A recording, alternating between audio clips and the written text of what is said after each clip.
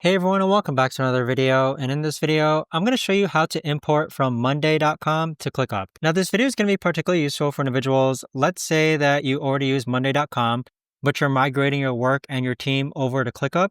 How do you actually go ahead and input your data all the way over to ClickUp? Now this video is going to be short, sweet, and simple, guys. There's not going to be a lot of steps involved.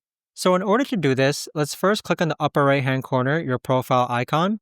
Then click on Settings, and then from here, you want to go ahead and click on Imports/Exports. Now on this page here, you want to scroll down until you find monday.com. Go ahead and click on monday.com, and then these are the on-screen prompts that you need to go ahead and follow.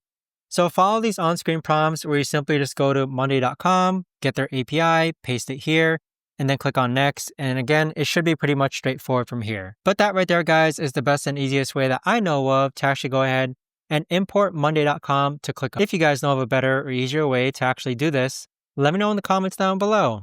I would love to know. Thanks so much for watching, everyone, and I'll see you guys all in the next video.